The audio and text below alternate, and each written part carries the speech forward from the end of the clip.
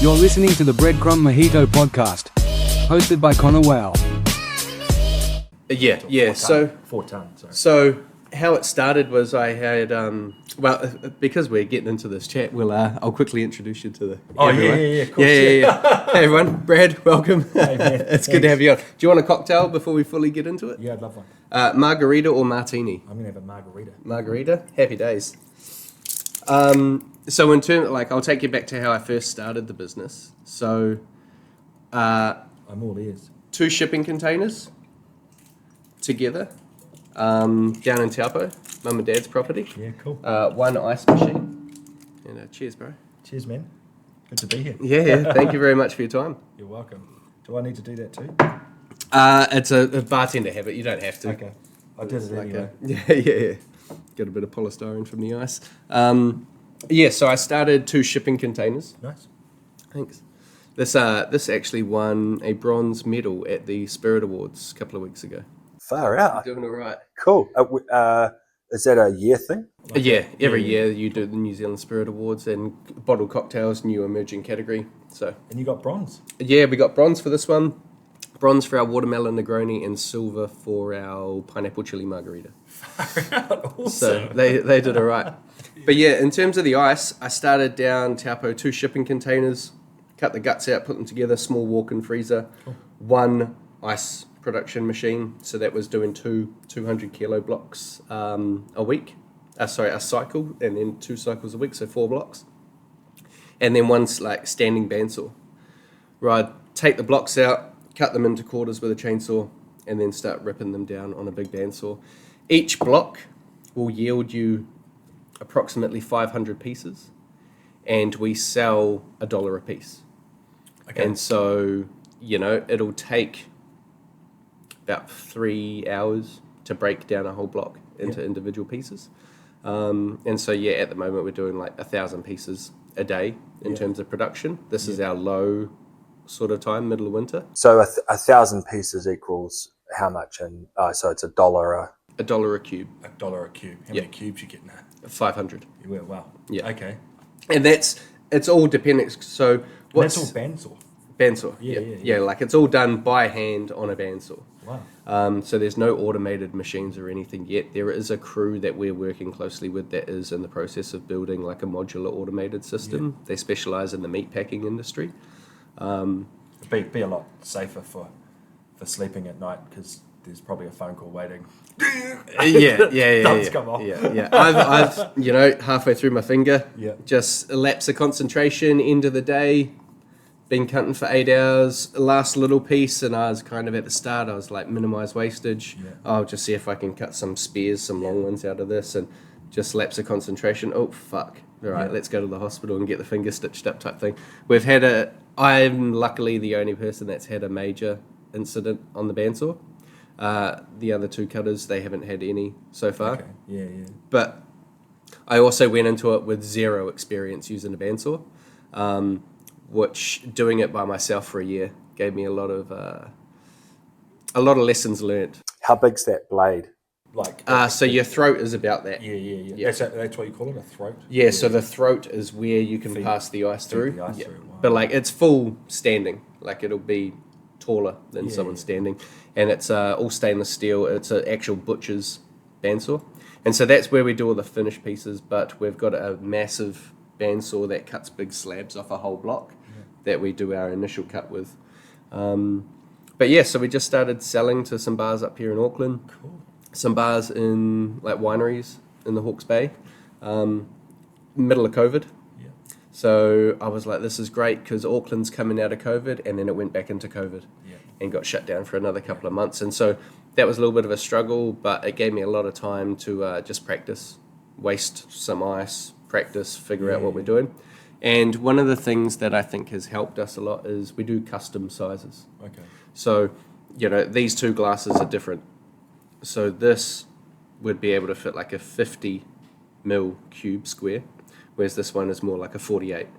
And so what we'll do is we'll come into a venue, we'll measure the glass or get you to send us the info. Wow. We will figure out what the most appropriate size cube is, because essentially it's different with the balls, but with a square, you have to worry about it been fitting in the glass.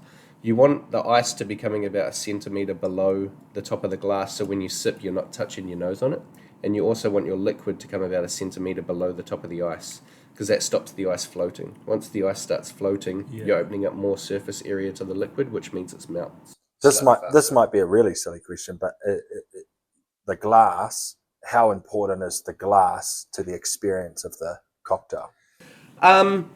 It has its. I mean, the most important is whether it's something that's to be served on ice or not. Yeah. So, for example, like a martini, served in a little martini glass doesn't even need ice, and that's just elegant and feels feminine. Like a common rule in terms of like a short glass or a tall glass is dark spirits go in a short glass, and clear spirits or liqueurs go in a tall glass. Yeah. And that comes from a very age-old, probably sexist, the origin of sort of bartending and what you put it in is women would typically drink white spirits, your gins and your vodkas.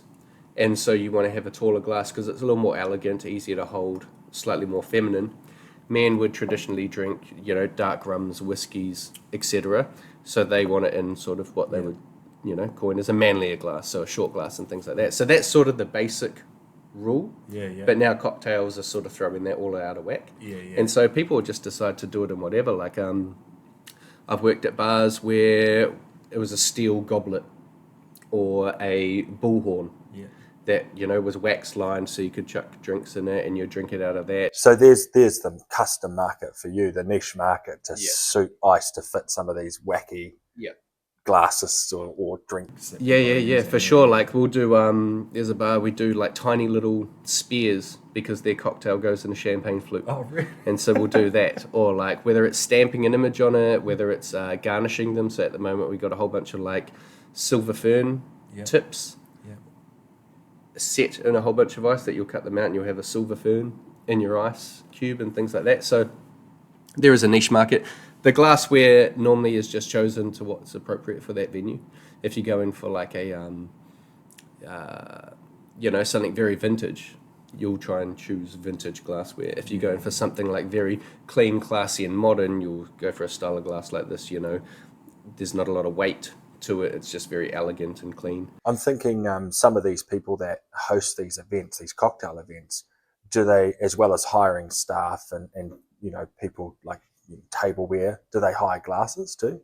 They can hire glasses. So there's a few big hire firms that we've just buddied up with them. Well, we've worked so much with them. Oh right. So the hire firms don't normally deal with us. The event organizer that's putting on the event that's chosen to hire glass from that firm will send us their dimensions of what their glass that's what I are. was thinking. And so they're already giving you a kudos and they're like, hey, we partner with Bar Society. We'll supply you the glasses, and do you want the ice contract as well? And so with a lot of the hire firms, we're now familiar with what glass size they use. So now when a new client comes in, they're like, oh, I'm also hiring glass from this company. I'm like, cool, I already know exactly size. I'm like, cool, this is going to be the most appropriate cube for you guys, this, that, and the other. I ask things like, are you doing cocktails or are you doing like whiskey on ice? Because if you're doing a cocktail, you want something taller, like a rock. If you're just doing whiskey on ice, you want a cube, because you don't want the glass to be, the ice to be too big a proportion of what you have in your glass type thing. Super interesting. It can get quite technical and it's What about your with lean manufacturing? Because that's essentially where you're heading. Obviously you've got to consider waste now. And are you turning waste into like general ice cubes that are now competing with your like $5 bag of ice? So in terms of the general ice, we have like Hoshizaki machines set up which produce. So Hoshizaki is a Japanese built machine which does like solid inch by inch cubes, which are really good for bars to use for shaking and stirring. They're a dense, big cube. You don't need too much of it. It's close to clear, which means there's no air bubbles or impurities in it. So we do that as a rival to bag ice. But mainly it's there for if one of our venues has their ice machine fails, they need it in a pinch. We don't do bags, we do boxes. And so we'll do 20 kilo boxes. So think of it like a portable ice well. So a lot of like the event bartenders that we work with, they'll order those because they can just put it on top of their portable bar and they've got an ice well ready to go. There's no breaking up the bag, getting rid of the plastics and everything like that. All of our poly boxes that we deliver in, we try as much as possible to get those back from the venue. They'll get sterilised and reused and recycled.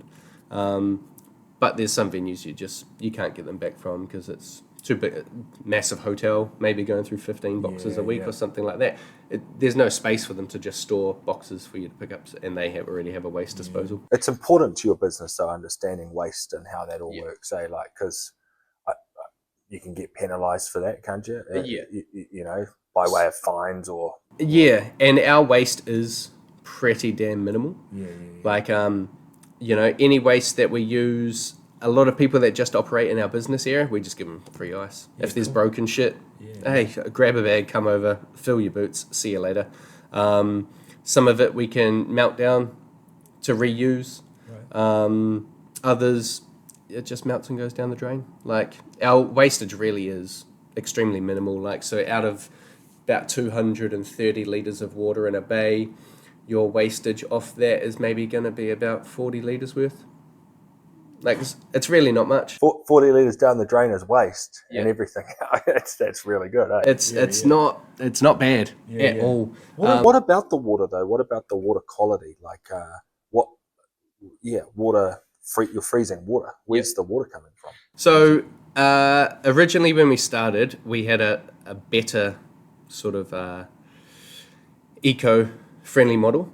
We were rainwater catchment. Okay. That went through polyfilter, 2 carbon filters and a UV filter. And that's what would create something like this? So it's actually not the water that's important to make it clear, it's the method and how you freeze it. Okay. And so now that we've moved, we're just too big to be able to rely on rainwater.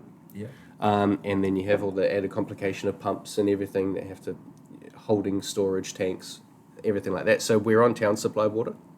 Still goes through the same filtration process to try and drag as much like chlorine, salt and everything out of it and make it as clean as possible, because in terms of the quality of the water, the main thing we have in mind is that if you're drinking, if you're up here in Panacea and you're drinking a whiskey that costs you $100 a glass, chlorine has a smell and a taste. Okay. If the ice is made out of that and it goes into your whiskey, that you're really trying to like identify all of the notes that the distillers have put into it. If we go in there and bastardize it with some chlorine tasting flavor, you've devalued the whiskey. 100%. And so that's what we try and avoid in terms of the quality of water. How it's frozen is a method of directional freezing.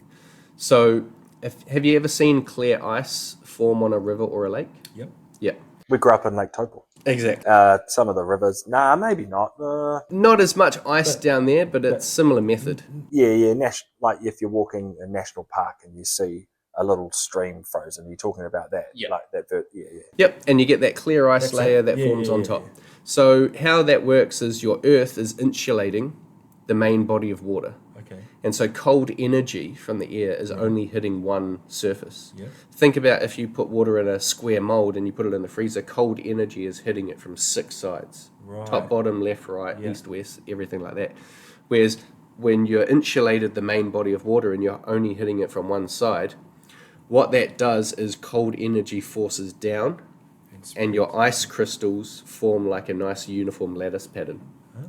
Now, your current of keeping the water in motion is catching all of the air bubbles and impurities that would normally freeze. So if we think about our mold, we're freezing the outside, all of those air bubbles are trapped inside. So as it freezes in, water and air both expand when they go below zero. So as it freezes in and gets below zero, those air bubbles expand, and that's what gives you that frosty thing to the middle or off to the side of an ice cube. Cool. So the current and the movement of the water is what keeps those air bubbles from being trapped, and that allows it to freeze down and down and down and down and down until you essentially have a clear solid block. So our machines just do that in reverse. We have freezing coils at the bottom, and we have a pump at the top that keeps it in motion, and it slowly just freezes up. So it takes about 3 to 4 days to freeze 200 kilos worth. And then you just siphon the small amount of water that's left on top, and then drag it out, chuck it in the cutting room, start cutting through, refill it, start the process all again. did I hear you've converted to solar? Mm-hmm. Yeah. I was just about to say, powering all of this must be like another really big expense in the business. Yeah, bro, it's huge. So this was minus 18 that you had? Minus 10. Oh, it's okay. So the freezing machines, minus 35. Okay. Because you want to just pump as much cold energy in as possible. In terms of our walk-in freezer that stores any of the ice, minus 10. So ice, like glass, is very brittle in certain positions, and it is very it gets affected by thermal shock. So if you've ever taken like a hot glass out of a dishwasher, put some cold water in it and the glass shatters. Same thing happens in reverse. You take ice that's negative 18 degrees and you put a room temperature 20 degree whiskey on it, your 40 degree temperature difference causes thermal shock and your ice cracks. Okay. And so it'll still be clear, but there'll be like jagged, look like safety glasses shattered type thing. Yeah. And so we keep our freezers for storage at negative 10 because we have to temper the ice before we can cut it. Yeah. So bring it up to room temp to a degree. And so the lower you keep your temperature in the freezer, the more brittle the ice becomes, the more prone to thermal cracking it is. And so that's why we always have to temper it beforehand. Yeah. The solar was to combat the fact that we didn't have as efficient water sort of system and suppliers when we started, because we're rain catchment at the start, all of our offcuts we could dump them straight back into our water catchment container, and they would just melt in that body of water and it would get reused. So our wastage at that point was like 2%, whereas now we're up at more like sort of a 10 to 15% sort of wastage. But yeah, the power, so we got 5 machines rolling. You've got think of like a 15 square meter walk-in freezer, a 15 square meter temperature controlled cutting room. What's that temperature at in the cutting room? In the cutting room, it ranges between 5 and 10 degrees. So we just keep it in there. So really our temperature difference between the freezer at the lowest end and the cutting room at the highest end is only 20 degrees. Yeah, well that's manageable. Yeah. I was in Queenstown recently and I went into a store and there's a Canadian Goose brand jacket that goes for something like $1,500 and it's an Antarctic jacket. And I was just thinking maybe that's how your workers are working. That's exactly it. The Antarctic jacket on. That is exactly it. Like we've got big high-vis ones that are rated for negative 40 degrees. Yeah. This is what those ones were. Yeah. So like, expense is a piece of safety gear. Yeah. Like I think it runs us. Like we don't buy the branded like triple fat goose or anything like that. No. Where I think our ones run us probably like $400 a pop. But they're like warm jackets. They're made for freezer workers, so they have like sleeves that can cup over your thumb and everything like that. So like you can keep as much of the cold air out as possible. Steel-toed safety boots for like the ice is heavy. You fall on your foot, you've got problems. But yeah, like the coldest thing that gets is hands and toes. And so merino gloves, rubber glove over top of that for food safety and things like that. Yeah. And the boys, they just cruise along. In winter, we don't even turn the cutting room on because it's already cold enough in there. You're already in an insulated box and you're in the middle of winter, so it's only 5 degrees anyway. And so that's fine. In summer, we'll turn it on, and then that's when the solar power really helps out. So we just put 52 panels on top, produces 25 kilowatts. We use 15 kilowatts on average on an easy day. In summer, we haven't had our first summer with the solar yet, but that usage will probably jump up to about 20 kilowatts a day, just because you require more power to keep everything cooled and running. That's really interesting. I don't know if this might be of value, but I was recently at a Auckland Business Chamber meeting, and it was called the Sustainability Breakfast. Yeah. And they had a consultant come in, a guy from a company called ECA, EECA, and they're doing a ton of research into how to transition New Zealand into saving energy. Mm-hmm. And their goal, I think, was something like 8,000 gigawatts of energy we need to start saving. And there's now a new emerging world of energy consultants that are coming out, and there's some really cool. There's some guys that you can, have come to your business and do an energy audit. Wow. And figure out your kilowatts and go, hey man, have you thought about doing it with this company or this company? And then they broker to work with you. So hey, that might be of interest, especially if you're scaling it the way you're scaling at the moment. Power and that cost is going to be a massive part of your operational cost, right? Yep. So so I was quite surprised at this. In our power bill's normally about $2,000 a month. Okay. We're going through about 45,000 kilowatts of 4,500 kilowatts per day, month. Yeah. So with the solar being on for 1 month in winter, right in the middle where results are sort of at their worst, we've already taken about $1,000 off the power bill. Yeah. So from introducing solar.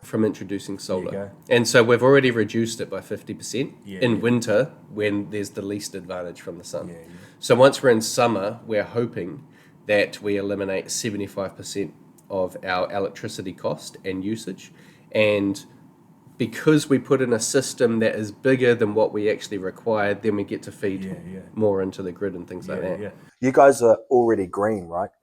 You're moving your business into that space where a lot of businesses, from what I heard this consultant talking about, were, needing advice and coaching on how to, I've got, machines like the ice machines or whatever, but on a massive automated scale, pumping, 50,000 watts a day, I don't know, and I need to figure out how to transition to cut some of those costs. But you guys are green, so... Yeah, well, green was the idea right from the start. Yeah, well, that's awesome. Right. That's the future of... Yeah, and it's smart, right? Because you don't have to continue to play the game that you're governed by, I can only source power from this company, right? Well, actually, no, I've converted it now. And there's a company called The Sun. That's free of charge. So that's pretty cool. And there's quite a good, if you work it out, new solar panels, some of them have got 30-year warranty. Our inverter's got a 50-year warranty on it. And based on your savings, we're essentially paid it off in 3.5 years. And so why wouldn't you? Well, and you said before, we're known as the ice people now, but in the next year or two, you could be also known as the try just to fail company who transitioned really well, through not only scaling the production of what machinery we needed, but also transitioning into the green zone. And you're going to be able to be an example for a similar company. To do that, which is really good. Totally. I've always thought the whole ethos of the Bar Society when we started it was I wanted to give back to the industry that gave me a great career. I had so much fun traveling the world making drinks. How do I give back? Our tagline is elevate your drinking experience. But the sort of unspoken is how do we elevate hospitality? How do we elevate the industry that has already given us so much? How do we make drinks taste better? How do we do it on a sustainable level? How do we elevate business? How do we elevate efficiency? How do we elevate sustainability? How can we take all of this, let's make it better, and package it into one little business that is really doing simple? When people ask me what I do, it's fancy hard water. It's not out the gate. We haven't invented anything. It's just taking something very simple, a small amount of physics and how it freezes, some smart people that worked out that you can get energy from the sun, and we'll just combine them type thing and start making ice help the general public come to a bar like Panacea and have a great drinking experience and things like that, and help the industry. You must have an experience of people trying to, overcome. You just simplified it. It's exactly that. It's simple. But then you got people that go, but what about the conversion? Well, it doesn't matter. It's working and it's happening and it's operating. And it's really that simple. But keep it simple, stupid. Keep it simple, stupid, man. Every time I try and overcomplicate something, it doesn't work. I end up spending more time fixing problems I've created for myself Then when I just dumb it right down, it's fancy hard water. That's what we sell. Yeah, love it. People can understand that. Why do you do it? It melts slower, so your drink tastes better for longer. Simple. That's it. Simple. It's all super simple. Yeah. Like there's no reason to take something simple and wank it up and try and make it something that it isn't. Like we're not curing cancer. No, we're not under any disillusion of what we're doing. Yeah. It's just fancy hard water so people can have cold drinks. Yeah, we're manufacturing fancy hard water. Yeah. In a sustainable way. Yeah. Exactly. We do have little jokes about like some of the guys have asked like what do I tell people what my job is if they ask, and we'll come up with like we'll have fun with it. We'll come up with like you're a specialized hard water fabrication specialist and things like this. It's like, but all we do is cut ice into cubes. That's exactly right, bro. But we can give it a fancy name if you want. Like as long as we know it's simple. You can fancy it up as much as possible. Brace yourselves. It's sponsorship time. I know ads can feel like the Broccoli podcast, but today we're talking about the Bar Society, a company I own and operate. So think of it as supporting my broccoli farm. This goes out to all cocktail lovers and hospitality pros. Are you ready to elevate your drinking experience? Introducing the Bar Society, New Zealand's leading clear ice supplier. Whether you're stirring down a classic old-fashioned or crafting the perfect gin and tonic, there's no substitute for crystal clear ice. Not only does our ice look stunning, but it also melts slower, keeping your drinks colder and your flavors perfectly balanced. From home bartenders to high-end establishments, the Bar Society's here to bring your beverages to the next level. Order today and see why we're trusted by the best bars and restaurants in New Zealand. Visit thebarsociety.co.nz and let us transform your drinks. The Bar Society. Elevate your drinking experience. But I want to talk more about what you're doing, bro. Yeah. You're in this whole, I think the last time we had a really good chat was a while back. And now you've sort of evolved into this business mentor, really involved in sort of that world. And so, give me a little bit more information. What's the crack? Yeah, awesome. Well, you're doing such great things, man. So no doubt you've had some mentorship or some guidance in your life. Yeah, for sure.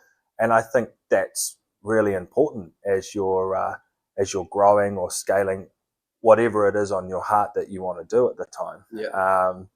I think it's really important to understand the relationship between mentorship and also coaching, and then also the ability to be a good mentee. And my journey started years ago. I had a background, I think, for some of your viewers that don't know, we actually knew each other a long time ago. We trained in martial arts together. Yeah. With your dad. Yeah. Used to drop me off up the road, actually. Yeah, exactly. We lived on the same street pretty much. Yeah. And I've watched your journey over the years because that's what Facebook does, right? You can kind of like check in on how people are doing, or just go, wow, man, I'm really proud of you. Or for some of those people that aren't that honest, they're probably thinking, oh man, I wish my life was like that, or something like that, because everyone does that behind the screen. But my journey, I got back from London. I traveled over there for a little while, as you do.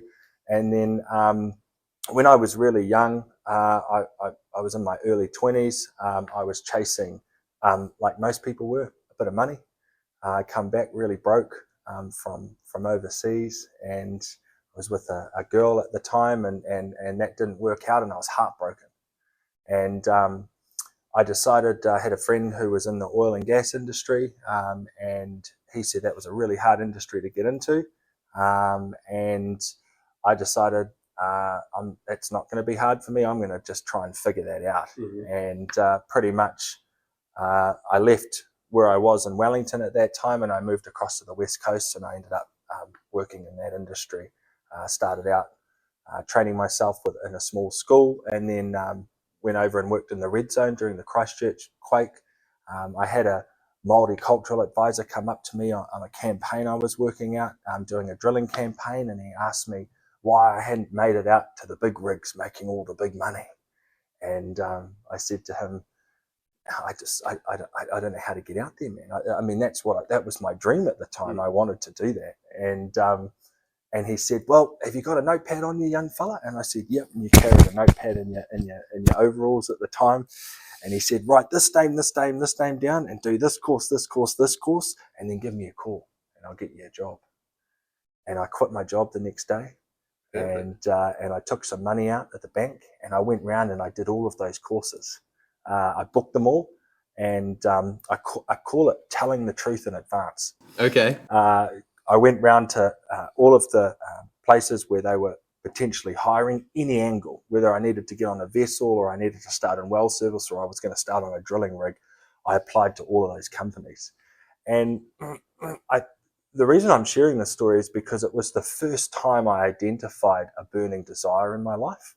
And I come to learn how important that is in business and in life later.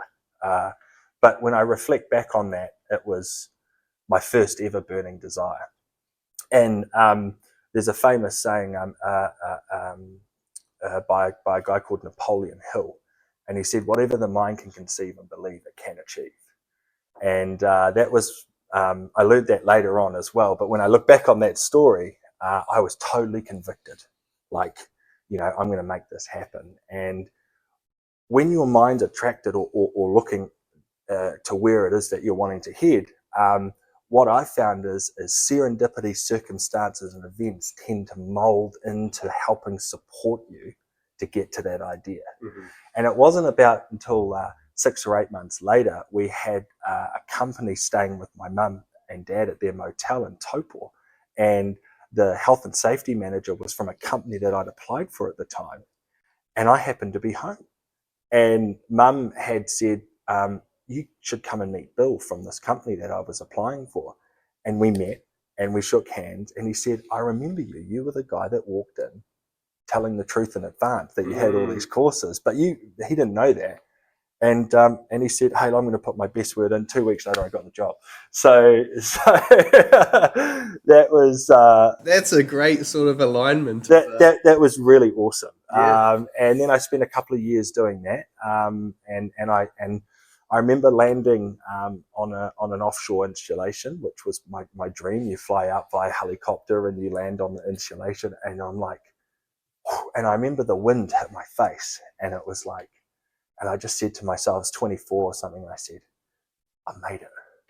Like, maybe it was the same for you. Maybe when you got ice production up to a certain point or the podcast is starting to get success, you're going, I'm making it.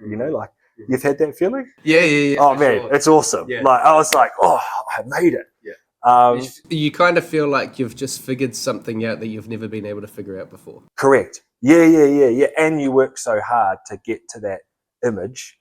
And it's not quite the same image in your head, but it's the feeling, the feeling, and I was like, man. And so I ended up doing 6-week campaign out on that rig and doing all of that. And I was 25 at the time. And I started to get real into audios and I started to listen to, I suppose you could say like positive audio tracks, because I really liked doing it while I was in the gym, and I had limited time, so I could listen to something positive and work out, and B, I found out that the industry I was wanting to build a career in weren't really the people I felt I could be my best self around. I remember hearing a speaker say, hey man, like talk to the people that are 10 years ahead of you and understand how their life is. And, how's their marriage, how's their spiritual life, how's their finances, how's their physical health. And I looked ahead in my industry at the time. It might not be the case now, but I just saw broken marriages, broken focus, bad communication. And I was just like, I don't know if I want to head that way. So I did something crazy again. I quit that job. And all this, I made all this great money. I'd made it, and I jumped in my L200 ute, the red beast I called it, and I headed on up to Auckland with a belief in my heart that I wanted to learn how to get into enterprise, into business. because I picked up a book by an author called Robert Kiyosaki at the time, and a lot of people have heard of this book. I found that a lot of people have heard of it, but actually haven't read it. But I've also found a lot of people have read it, but maybe not have applied it. And I was certainly one of those people for a long time. But the concept jumped at me, and I got introduced to a concept called the cash flow quadrant.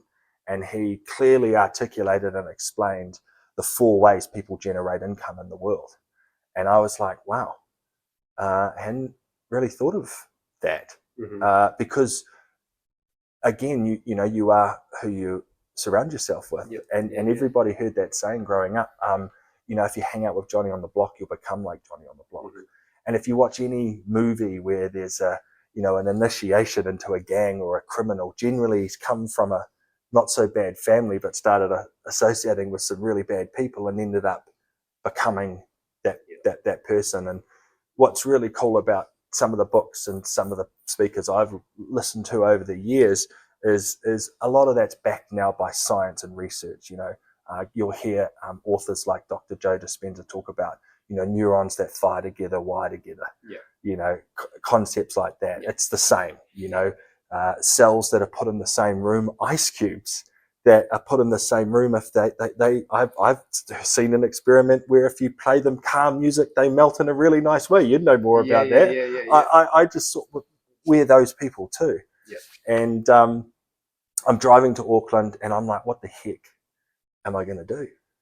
And for the last 10 or so years, I've been involved in sales, business marketing, sales, and high ticket sales as well. But the moment, I think there's a moment in everybody's life, I think, where again you're convicted in what you're wanting to do, and a circumstance or an event happens. And that event happened for me 10 years ago, and I met a gentleman who had some results in his life that I just I couldn't really believe that he had those results at such a young age, because he was only 4 or 5 years my senior. What really built credibility with this person with me, though, was he'd come from a similar background to where I'd just come from the oil and gas game, and so there was instant rapport with this person. But anyway, he had managed to get himself in a position where he was a self-made millionaire in his early 30s, and he was successful. He had a good relationship. He had good businesses, and I liked him. And one of the things I got taught was a lot of people out there are following a lot of noise. There's a lot of people who can take content, impose their model onto that content, and then try and sell it without actually having walked the path. And one of my first lessons in learning about business was to follow people who have what you want. Because they're the only they've walked the path you're looking to walk. And so they've come across the traps or the challenges that if you're walking the same path, they're able to coach and mentor you around. And a lot of people, I feel, are following today a lot of noise, a lot of people that are creating content online that maybe not necessarily have walked the path that they're looking to walk. And what I've also learned is people in business, people in mentorship, roles have to be authentic, and when you talk with them that they're speaking from experience. They're not just parroting something they're not just parroting. Yeah. We have this incredible human to human element where we can. Machines don't have this, or the intellect doesn't have this. It's the soul and the nervous system. It's that part of our body that can just go, do you know what? This guy's speaking truth. Do you relate that to like what we would typically call the gut feeling? The gut feeling. Yeah. The gut feeling. Here we go again. It's ad time. But don't hit that skip button just yet. Today's sponsor is First Class Cocktails, another company that I own and operate, So technically it's less of an ad and more of me shamelessly promoting myself. You know what's better than a great cocktail? A great cocktail with no effort. Meet First Class Cocktails, New Zealand's premier provider of premium bottled, ready-to-drink cocktails.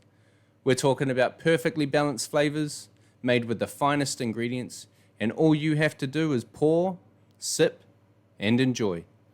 From timeless classics like the martini and the old-fashioned, to bold new creations like our pineapple and chili margarita, First Class Cocktails ensures every drink feels like a first-class experience. Whether it's a night in or a party out with friends, we've got your cocktail game covered. Order now at firstclasscocktails.com and raise your glass to effortless luxury. First Class Cocktails, because every moment deserves to feel first class. And I met this gentleman, and we had a conversation, as you do. Most businesses start that way, or ventures or ideas start with two minds. Through telepathy, I suppose you could say. Go, I like you, you like me. I trust you. Hey, I'm wanting this, and you've already got this, and is there a synergy here? And there was, in that instance, for my first mentor at the time, who I've developed an excellent relationship with over the last 10 years, and he's helped us position my family into, a really great position in life, I suppose, at this time. But I'm going to be honest, I hadn't been the best mentee. Yeah, okay. Okay. What were your problems? Ego. Okay. I think one of the biggest, most important commodities today to have in running a business is the ability to have high emotional EQ, emotional qualities, like understanding how to manage your emotions.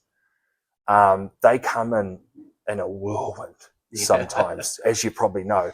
No money. How am I going to meet X expense this week? Yeah. I've been there. How am I going to pay the bills this week? But people who are emotionally intelligent are able to frame that in a way and use it as an energy to propel them forward.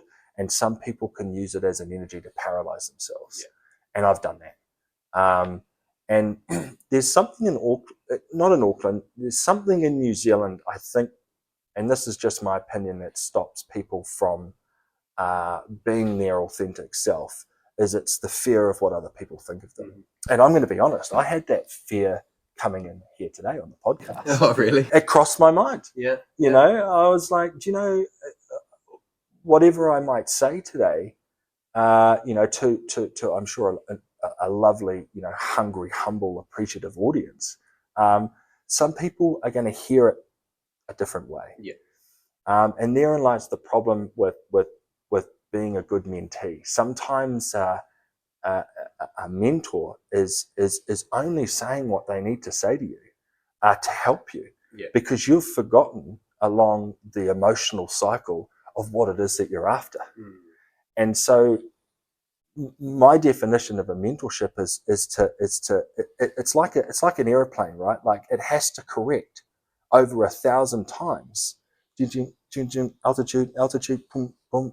Like the navigating system is the aircraft's mentor to get it to its ended direction. Its end destination, sorry, and it's a bit like that in life. And so you've got to have someone that like and trust and have what you want to be able to handle that emotional altitude. Like that's really, really, really hard. When I was first starting out in business, I put a ton of the right information into my brain. I had to dilute the pollution out there. As I said, there's a lot of noise. There's a lot of people walking around in the world today, in my opinion, who think they have the right to impose their model of how they think things should be, and then look for validation, to try and be validated because my idea is right. But secretly, they're really looking for love and connection. And the great part about being mentored and coached, and I've chosen the vehicle of business, but I've also bounced between employment and business as a strategy. Some people like to go out and put the self-employed hat on and become their own boss and do it that way, and that's a great way to build a business. It gives you instant autonomy, but you've got to have the right systems. Employment is you're contracted to work hours. There's a standard of performance that you need to do. And if you're really good in a certain area, you can make really good money as an employee, and you can come home and you can not carry the beast of burden, the beast of business, right? And developing and thinking and debt and all of the other things that come with business. And then you've got the I quadrant, which are the investors, and then you've got the B quadrant, which are the big business, which are systems. Systems like McDonald's, a franchise model. And a lot of automation, a lot of repetition. Yeah. I remember a mentor years ago, he said to me, hey, I actually heard this on a he said, hey, Brad, as good as a Ferrari is as a vehicle, it still can't get you to Hawaii. Yeah. Right? Yeah. And a lot of people are trying to drive around in a Ferrari with a destination like Hawaii. Yeah. And it's just a matter of being coached and mentored to be able to go, hey man, you're in the wrong vehicle. Yeah. And that might be for some people right now in your world, that might be the vehicle that they're using to generate income at the moment is employment, and they're in a bar role, but they have ambitions to want to be a business owner, or they want to start, or they want to get an idea rolling. Get around people who are going to advocate for you, and be your biggest supporter, because there is a crabs in the bucket psychology with success. And 95% of people really, they have an ego that they might not be completely conscious of, but they have an ego saying, I don't really want that guy to win. A little bit of that, like tall poppy syndrome. Yeah. Look, I think that's for the people who are in the game, playing the game, adding value to the marketplace. They're the ones that are going to experience their version or their movie scene of tall poppy syndrome. I think that's individual for everybody. Whether you're massive scale enterprise or smaller scale enterprise, there's something about the human family that if one of us is sort of a little bit, taking a little bit more risk and going against the grain a little bit, everyone else goes, well, why is he doing that? And they come back down here. I learned through the mentorship that I got that it's so important it's almost equally as important to dump the people that aren't supporting you as quickly as possible, because there's a mental halo that you can carry with you through your day. And if that mastermind group, or what I call the mental boardroom of whoever you want to choose because a mentor doesn't have to be physical. I chose a lot of Napoleon Hill was one of my mentors.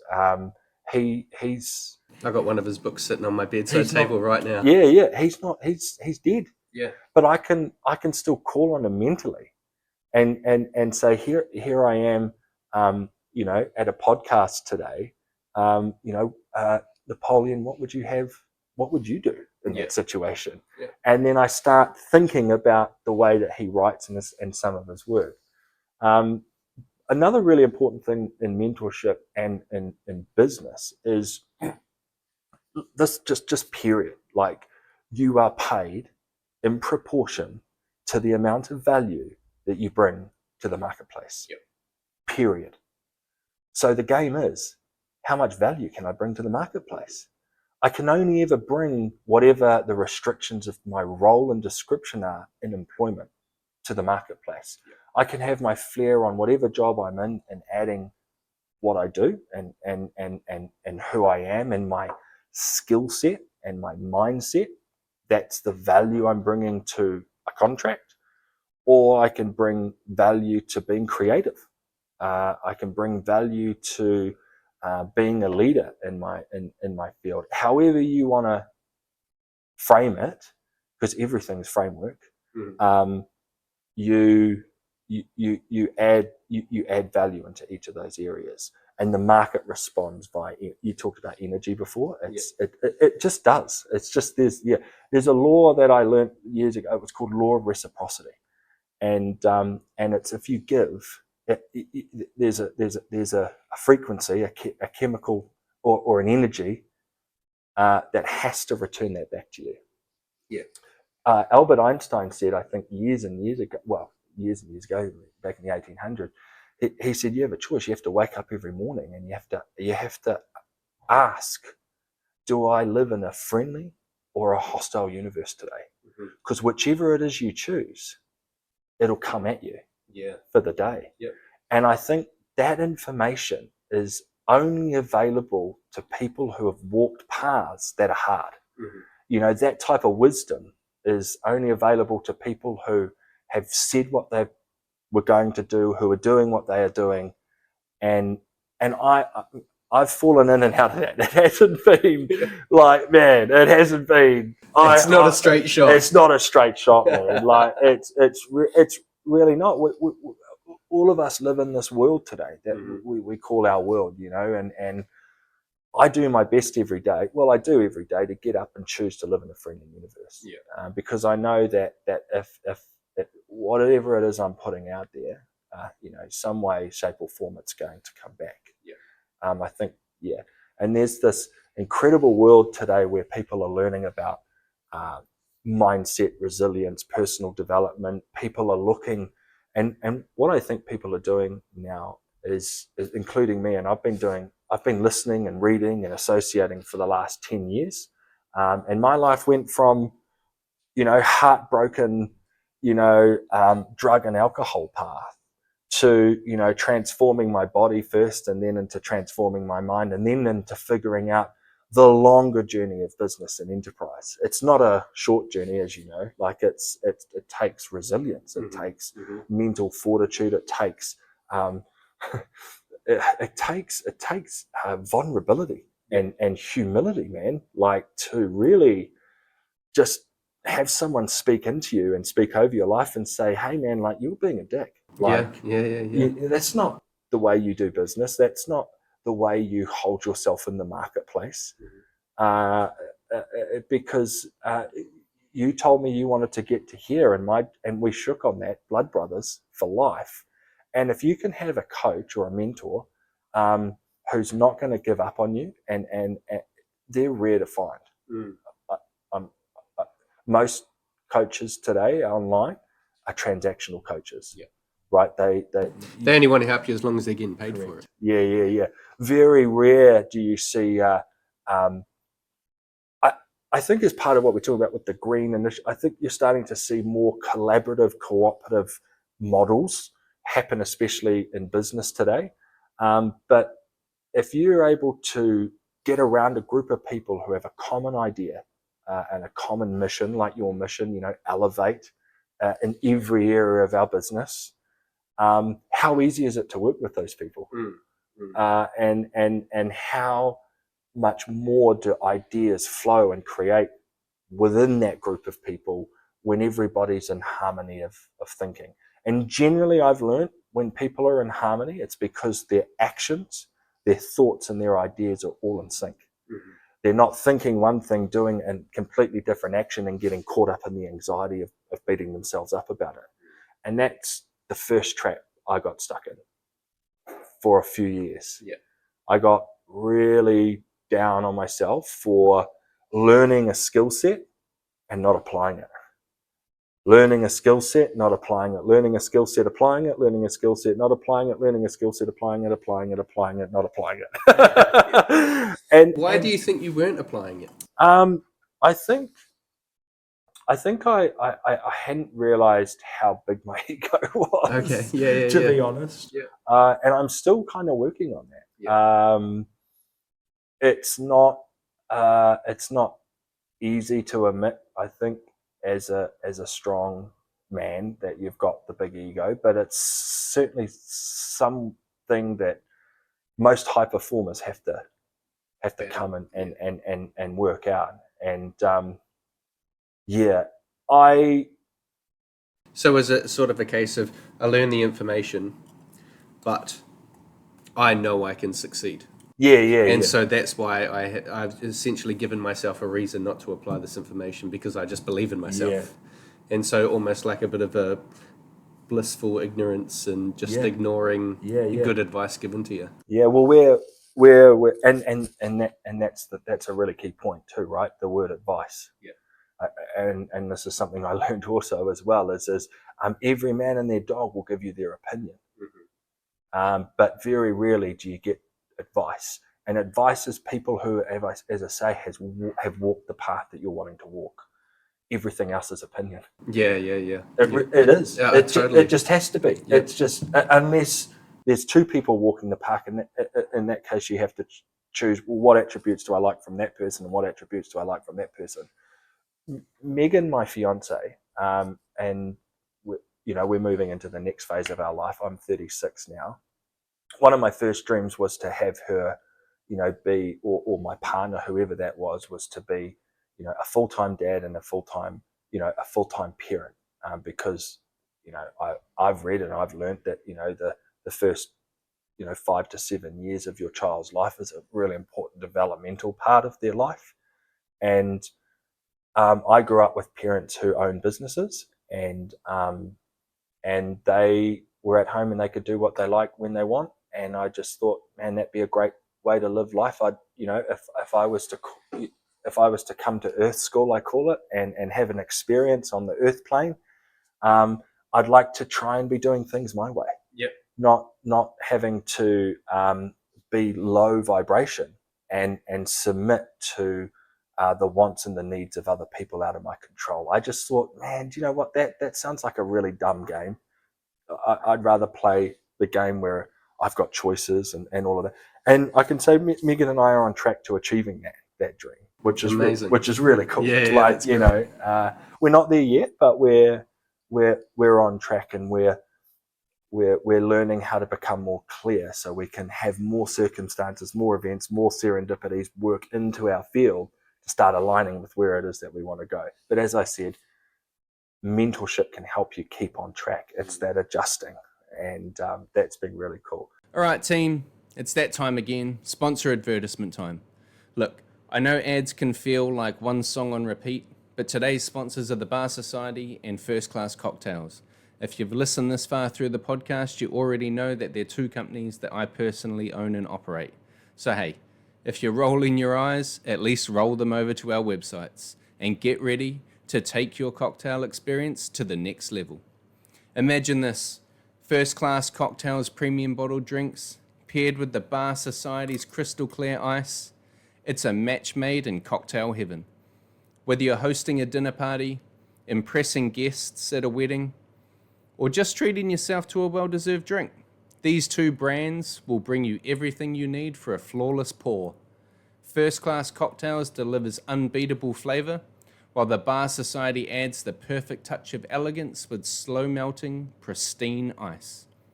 Why settle for ordinary when you can create extraordinary? Head to firstclasscocktails.com and thebarsociety.co.nz to order today. Together, we'll elevate every sip. First Class Cocktails and the Bar Society. The perfect pairing for your perfect pour. I want to share a story I think that might help. Yeah. Because this was a story I heard, and it just reminded me when you were talking about what you've done with the power and all of that sort of stuff. And I did some work with a mentor, a guy called Peter Sage, and he had a program called the Elite Mentorship Forum, and he was a trainer for Tony Robbins for 15 years. He's an ultra marathon athlete. He's done the Marathon du Sahara, which is the hardest foot race across the Sahara Desert. He's just done the North Pole Marathon. He rode across the Atlantic with his longtime friend from the military, but he was also a serial entrepreneur. He opened and scaled over 30 different businesses. But he was a really great coach for heart set, mindset, and business skills as well. And he shared a story once called Matt the Flower Man. And I remember sharing this with a buddy of mine called Stu, and he scaled a really successful basketball coaching business. And I shared it in the story, and he was just like, man, so like, didn't think of it like that, but yeah, but that's so true. And it was a little bit similar to what you were saying. So I'm going to do my best to remember the story, but it might be a little bit botched, but nobody knows anyway, so who cares? But Matt was he owned a flower store in London. He was a florist, and he was looking to expand his business. And the 30-year florist down the road was selling the business. And so Matt was like, you know what, this is going to be a good time to expand my flower business. I know if I can get that corner, I can get XYZ customers and I can scale. And so he rang his mentor up and he said, look, I've got the best plan here. Like, look, I you know, and this was Peter, and he rang Peter and he said, I need $25,000 from you. And as a good mentor and as a good coach would say, well, why do you need the money? And Matt says, well, I mean, I've got this opportunity to buy the store. He's selling it for, he was selling it for 20,000. He asked for 20,000. He was selling it for 20,000, and he needed to buy the store so he could secure that and expand his business. And then Peter said to him, he said, Matt, it's never about money. It's always about a better strategy. And I thought, okay, that's interesting. And he said to Matt, here's what you do.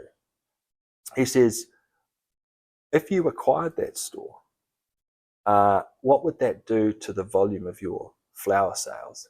He said, I could sell $250,000 worth of flowers out there a year, easy. I've done my numbers. He said, okay. And he said, so here's what I want you to do. I want you to go to your flower manufacturer.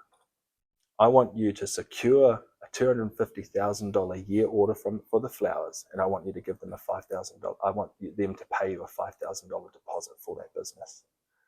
I want you to take the $5,000 and I want you to pay the guy who's selling his land in advance. You're going to give him $5,000 more than he's asking for his land at $20,000. Mm-hmm. And then you're going to shift the revenue from when he sells. So he's in the business. Like he's going to go with you because you're paying more money, right? And then what's going to happen is when you've secured the flower contract and you've secured the land, then you can refinance and you can pay the store owner back. And what Peter was teaching in that story was that if you're able to go out and generate value in the marketplace and create a win-win-win situation, you'll always win.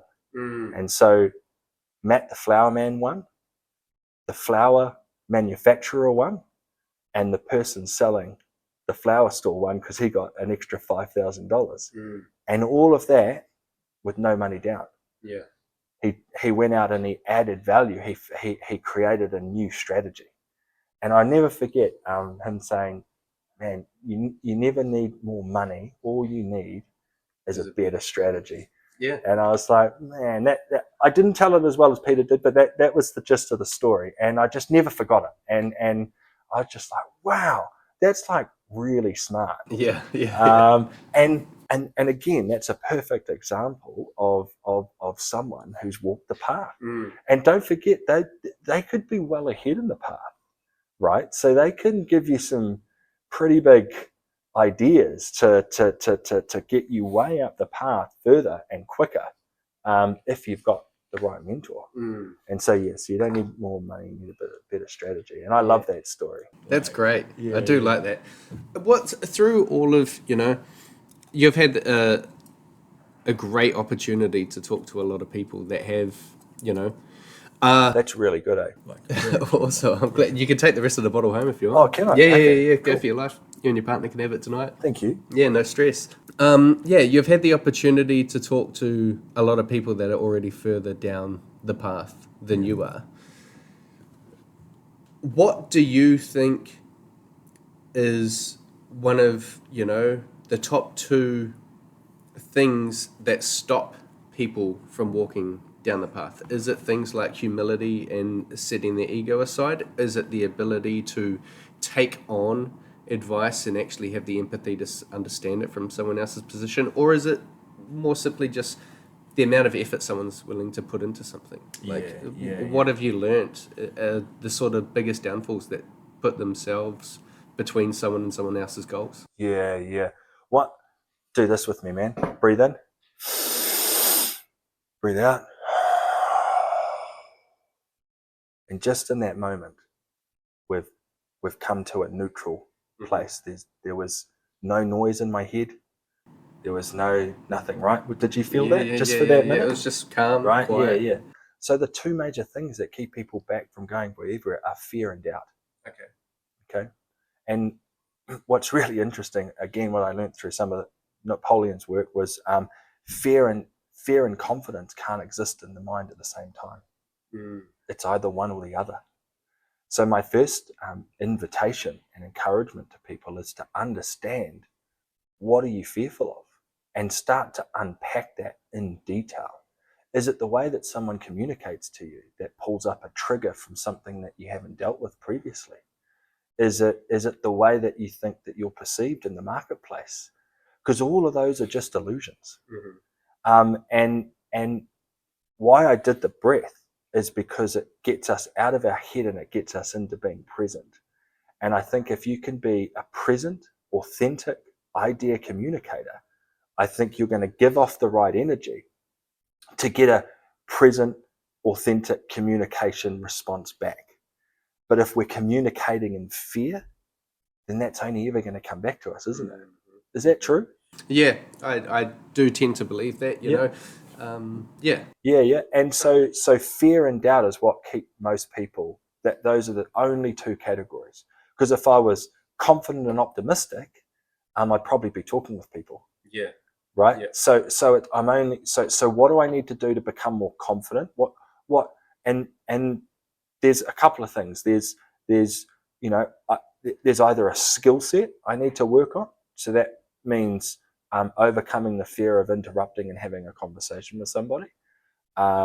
There's skill set. Then there's mindset, like carrying the right mind, set energy. Any top athlete will tell you that.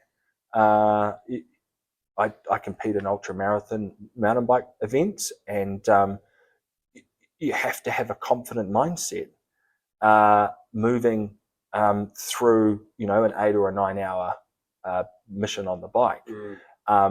And a lot of the time, the intellect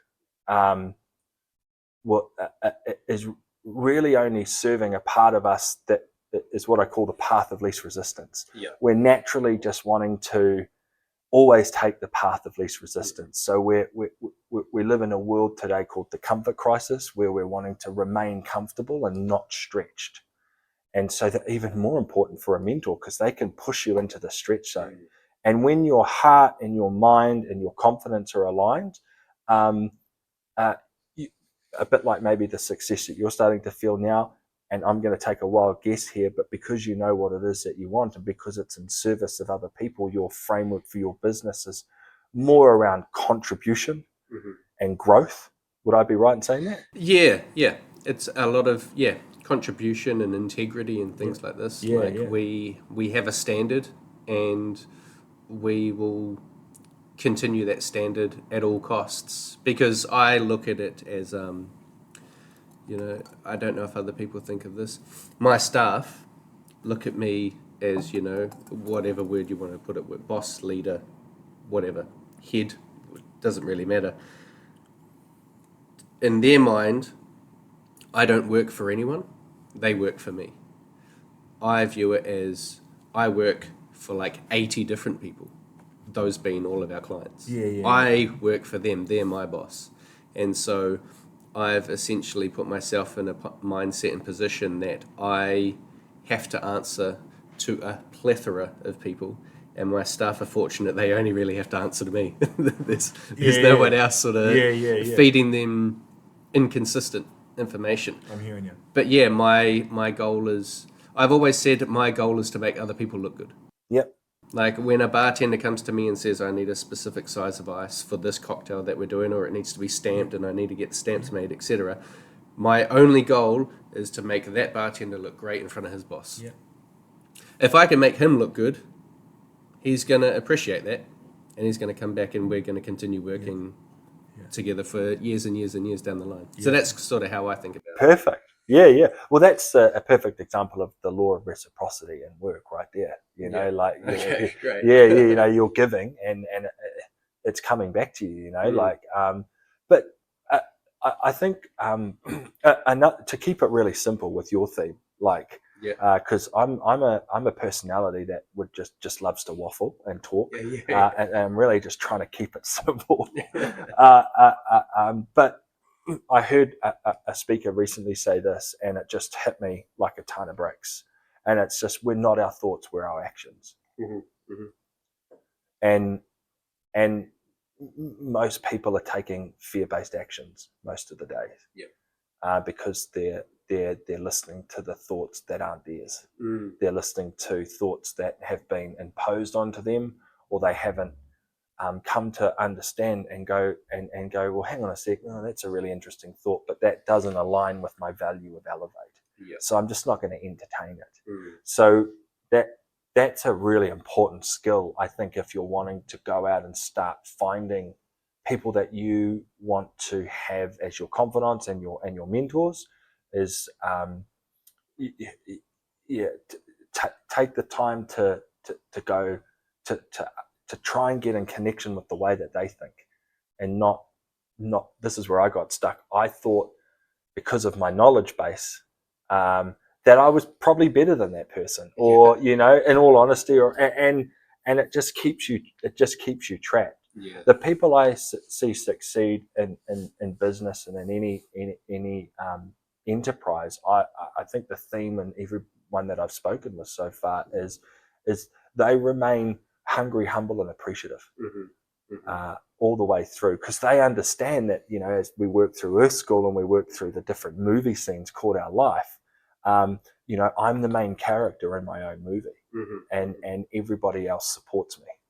You know, and that's not egotistical. That's just knowing what you want. But most people are the extras in somebody else's movie, and they're really frustrated about that because they want to be the main character. And it's, I heard this years and years and years and years ago from one of my most favorite orators, a guy called Dr. Wayne Dyer, and he said this. He said in a speech, he said, "Have you ever noticed that most people today are going around looking for occasions to be offended?" Yeah. Right? I think I've said that, something like that, to my partner before. Yeah. Like, can you believe this dick? And like, he's just walking around looking for something to be annoyed about. Yeah. And they're out there. You know, and he talked about a level. He talked about a spiritual level of non-judgment, and the ability to be able to independently think. As I said, we're in a world today of noise. We're in and you'll hear just about any expert speak on this. We're in a world today of over-information and overstimulation. But we've got young people, young Kiwis, young entrepreneurs all around the world who want to find some of the wisdom in all of that information. And often a lot of the wisdom comes from participating in the practical world, participating in the activity, action-based world. Because if I move this glass and that falls off, that's automatically governed by a law I don't have any control over, called the law of gravity. You know, and most people think that some of the primary laws in the world, like the law of gravity, is a primary law. It's actually not. The law of lift is superior to the law of gravity, and a lot of us are going around with, you know, expecting gravity to do something different than what it's supposed to do. But we have the ability, through being clear, being present, being calm, and knowing what we want, to hook in to some of these laws that are available. If you do the research and you understand, a lot of these buzzwords right now out in the world are terms like epigenetics, or I don't know what I'm doing with my hands here. Grab my thumb hand. I was doing a hook. But a lot of these people, they just they're going around looking for occasions to be offended. Yeah. And there's a better program available. Mm-hmm. And it just takes maybe some mentoring or some coaching. But what I can say is most people that are going and moving and shaking in this world, 100% they know exactly what they want. They to the detail. Yeah. And independent thinking is really hard. Strategic, critical thinking today. Everything is imposing. Everything's trying to steal your attention today, and make you think or coerce you into believing, like the guy, what it is they want you to believe. And I think it's the ability to come back and to go, that's a really interesting observation. I hadn't considered that before. Instead of, no, that's not right. Yeah. Like, this is what I know. And most of the time, what you know is what you've seen that really isn't backed by anything other than... It's just in your little echo chamber world, and confirmation bias. Confirmation bias, and really I think underneath all of that, what you're really looking for is some love or some connection or a moment just to be appreciative or appreciated, And we go back to the human psychology, man. Like those are the levels that though we came to Earth School and we got defaulted with those levels. Like we're all going to be affected by emotions. We're all going to be affected by the physical, and we're all going to be connected by the level of wherever we connect into to help us navigate the path. Those are always available to every human. And I think my journey has just been able to collect those snippets of information, apply that information in business, and being a mentee, learning how to be a good mentee, and understanding that that if I want to head to where I'm going, that's okay. Like I've got to be steadfast in that, because there's a world out there that's trying to tell me not to, and I've got to have the heart set, the mindset, and the goal or the target to be able to have that scene attract all of the extras to help me get there. Yeah. And I just remember that. I love the movie scene analogy. That's how it works for me in my brain. Yeah. So everything's a framework, and I've just been learning that way. Yeah. I totally believe that. Do you follow any of like Alex Hormozi's? Man, he's good. He's great. Yeah. He's a goer. He is great, and I remember one thing that he talked about. He was like, have you ever felt just in a bad mood for no reason? I'm sure we've all felt like that. Yeah. Well, I thought, if I can be in a bad mood for no reason, I can also be in a good mood for no reason. Yeah. And so I just walk around trying to be in a good mood. Yeah. And I've always, remembered that and thought that's great. Like, because it's very easy to just get sucked into the negative. We're very prone to pay attention to the negative because it's a survival mechanism. Yeah. You want to avoid shit that's going to hurt you. Yeah. It's natural. And so, like you were talking about the law of gravity, the equal and opposite, forces have, whatever, what is it? Now I've mind blanked on what it is. What is that law? Polarity? No. Yeah, an equilibrium? Every action has an equal and opposite reaction. Yeah. Well, that's Newtonian law. Yeah. So I've always thought of that in terms of like karma. Yes. Like every action I put out into the world, whether it be positive, I'm going to receive the equal amount of positive back. Yeah. If I put it out there and it's negative, I'm going to receive that negative back. Yeah. And how long have you thought that way? Is it because that sounds like a philosophy that you use in life? Yeah, I think I've always thought about that for a long time. like since my early teens, but I think I was slightly confused as to what energy I was actually putting out there. Because I definitely went down the route of like very egotistical, party boy, just wanted to have fun, sort of be the center of attention, all that sort of shit, wanted everyone to like me and accept me, and I was very caught up in that. And I thought that was putting positive vibes out there. But then shit would happen and I'd be unfortunate, or I found out that I wasn't actually as liked as much as I thought I was and things like this. And I was like, I'm getting all of this shit back that is not what I think I'm putting out there. And I had a bit of an introspective moment where I was like, oh, when I'm doing these things, I'm actually a bit of a dick. Like, it's really not what I thought I was putting out there. So now I have an opportunity to make a correction. So I always had that philosophy, but I didn't necessarily have the correct way of achieving that philosophy. And so just a bit of introspection and, humility. I call those mini graduation events. Yeah. Because they are moments that help you reflect and go, wow, okay, yeah, well, of course that's what I'm getting back because that's what I'm doing, My first philosophy was a philosophy that I learned in the gym called the compound effect. Okay.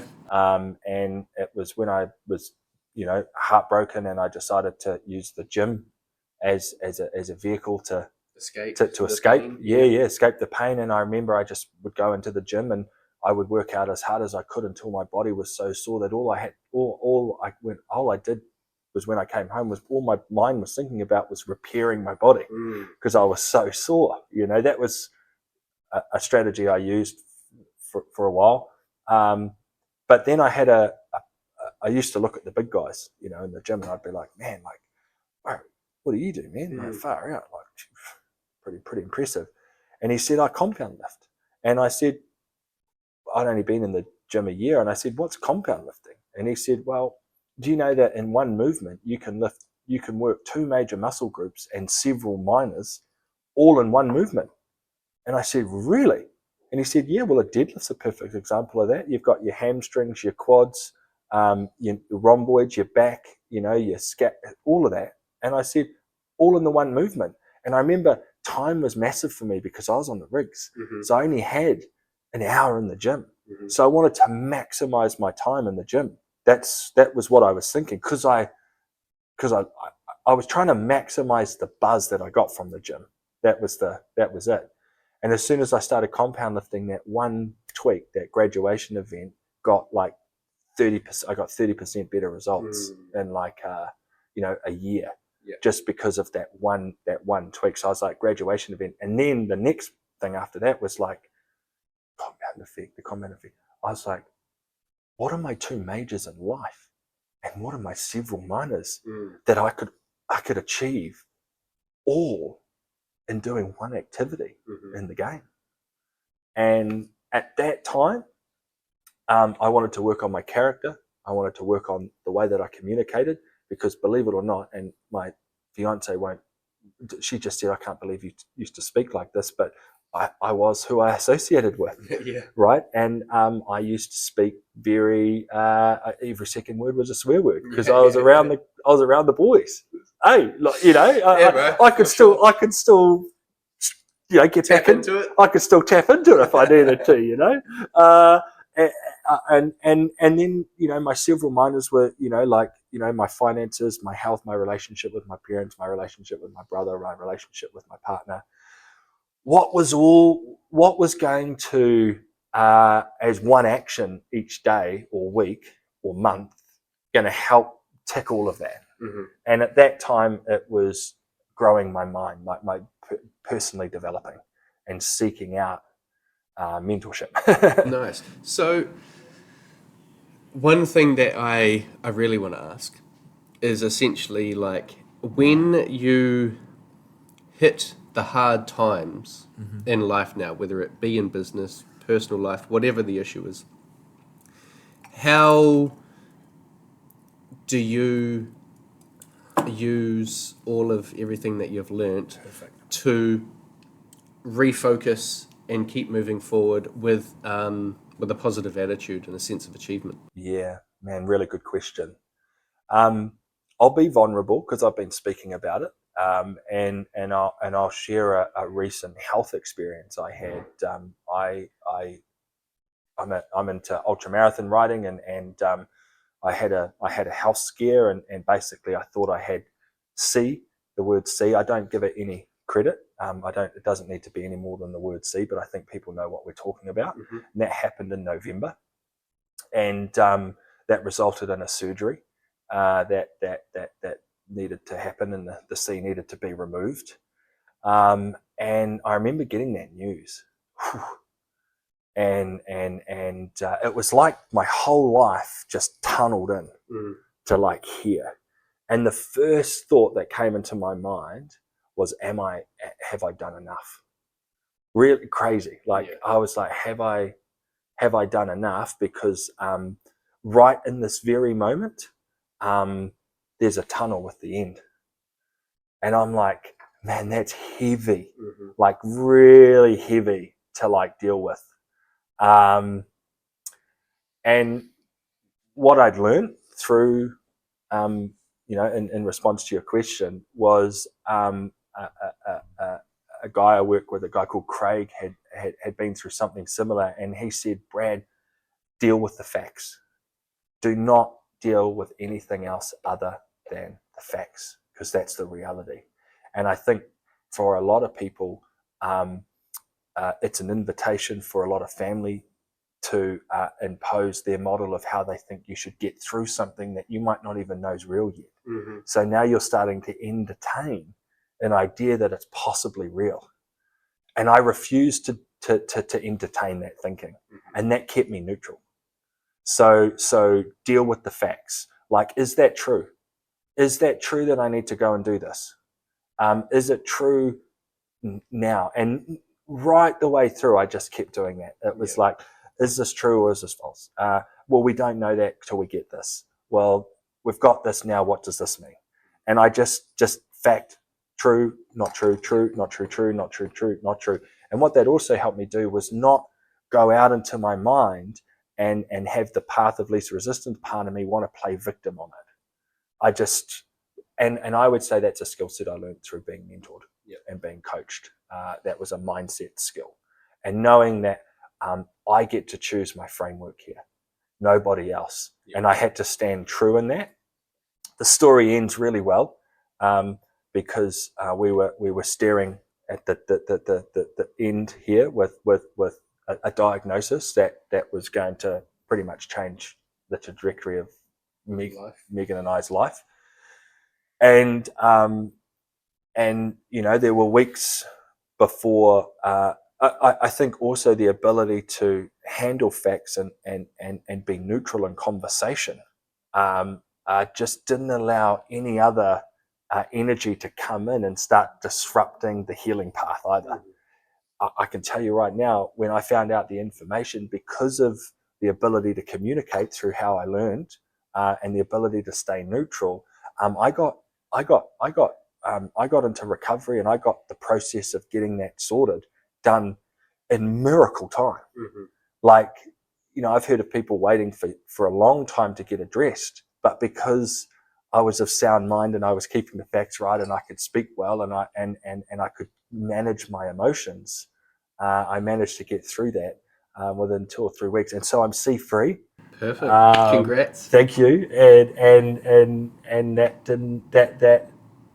that was a really scary, vulnerable place to go.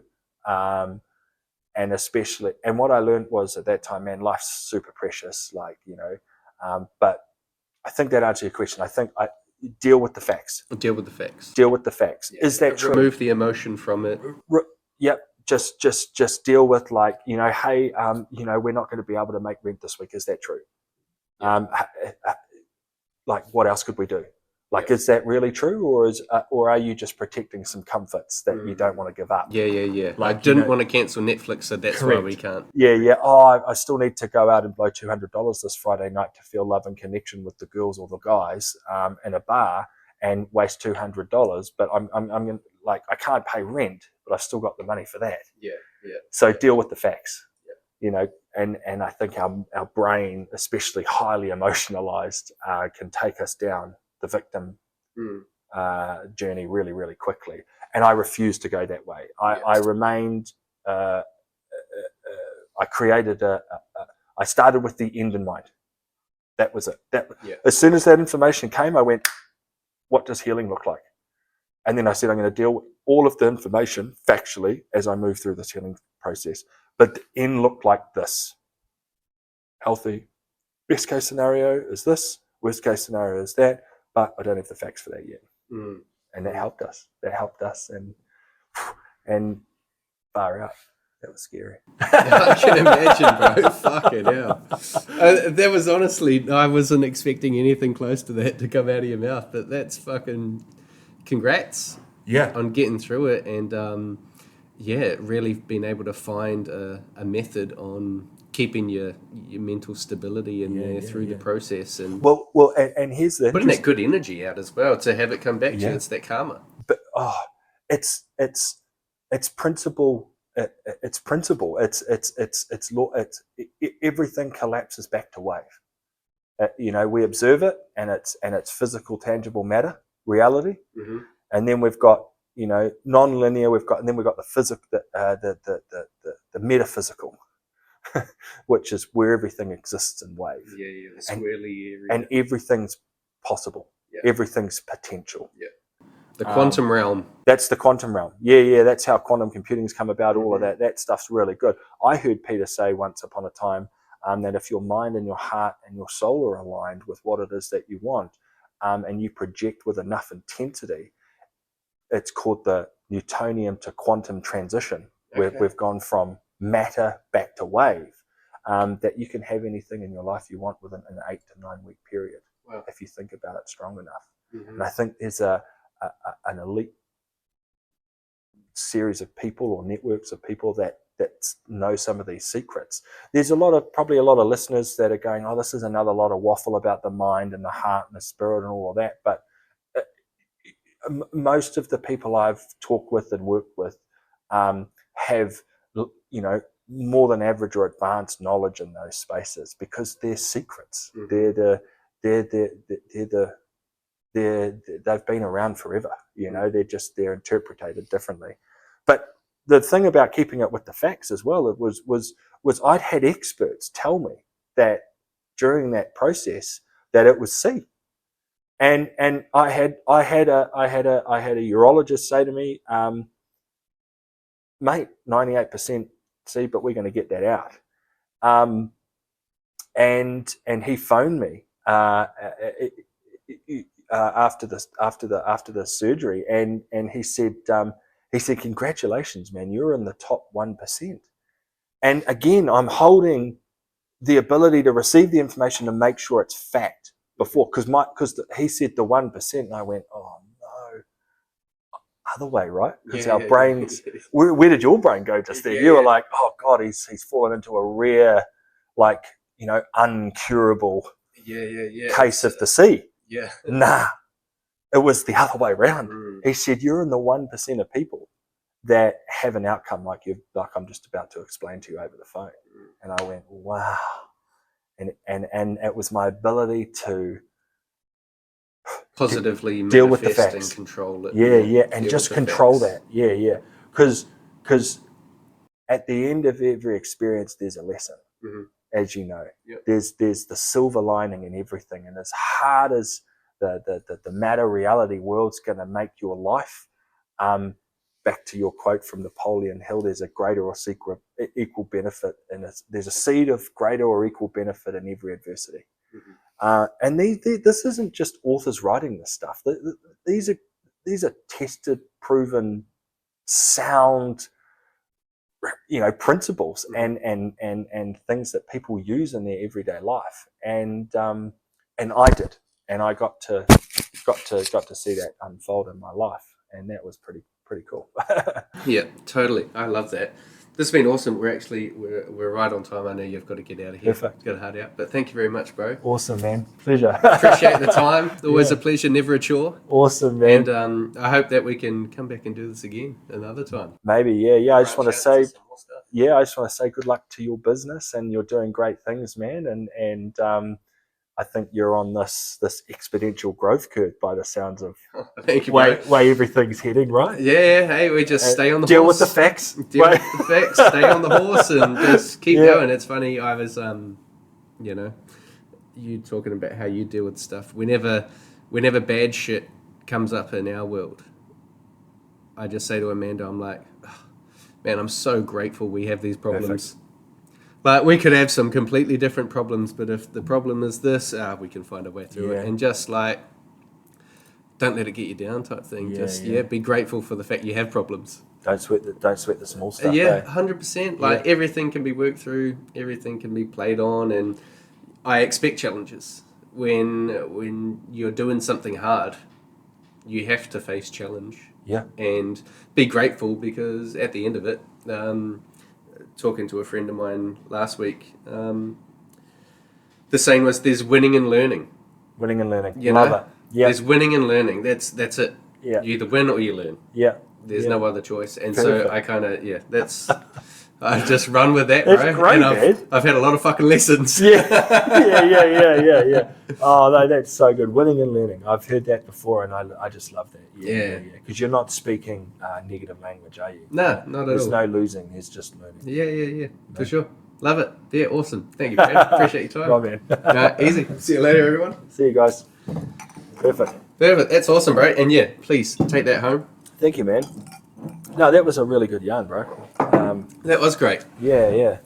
I always when I get into flow and I talk, this is what I love talking about, so. That's it for this week's episode of the Breadcrumb Mojito Podcast. Follow us on Spotify, YouTube, Instagram, and TikTok at the Breadcrumb Mojito Podcast, and look out for next week's episode.